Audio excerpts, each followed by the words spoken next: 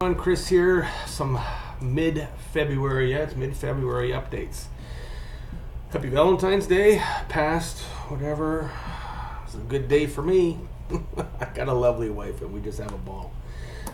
Here's some updates. I just finished working with Susie. We did pull a whole lot of stuff out, and on the weekend I was doing my dowsing and did come upon some interesting stuff all about what we believe is a race of ET that are here to help us, called the Arcturians.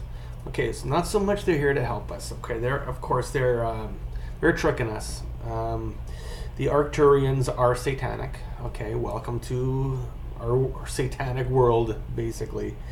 But we are discovering all about them, what makes them tick. The Arcturians could be considered the AI, artificial intelligence, that we're always talking about. Now, there's a pecking order. So there's the Arcturians, and there is another entity called the Sulan, which would be considered their jinn. So the Arcturians control the Sulan to do certain things. The Sulan have a sub, okay, called the boar, and I've been working with that energy quite a bit, getting rid of it and getting results. So the Sulan control the boar control the reptilians. All right, so we found this pecking order, and we cleaned it all up, disconnected one from another, so now they can be free and leave us alone. We also found that the reptilians had a damaged scalar field, so they couldn't really leave. So we assisted them, pulled out, my nice stuff, and helped them out a little bit.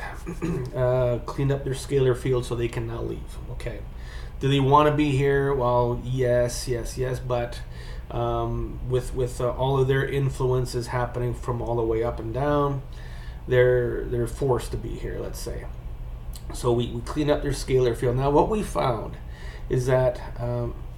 The concept is that anyone who is in a high profile position, the queen, presidents, kings, Rothschilds, whatever, okay, they're all a reptilian hybrid. Okay, now in order for a reptilian hybrid, a reptilian to be on this planet, they can't really breathe our air very well, so they clone our respiratory system in order to be here. So if you look around, basically anybody's got some kind of respiratory illness, whether it's allergies, asthma, COPD, etc. And I've been working a lot on that lately, people with COPD, extreme breathing issues, and getting great results by removing the clone, by removing these energies, the boar, all of this stuff, vortexes of boric acid and different things like that, getting great results. So it all kind of starts to make some sense. Everything paints a picture. Everything shows that there is validity to these concepts that us crazy energy people come up with, us conspiracy theorists, if you want. So the picture is getting clearer and clearer as to what's really going on here. So that energy has been cleared out. Just on Sunday, it was, I got the message. Arcturians are not here to help us. They control the Sulan control the boar, etc. It goes down the line, and that's all the energies I've been working with and getting results. So validity has been shown with this. Now another big thing I've been finding is that within our bodies is reptilian subparticles causing illness. So one of the, on my charts on page 1, there's the word inbreeding.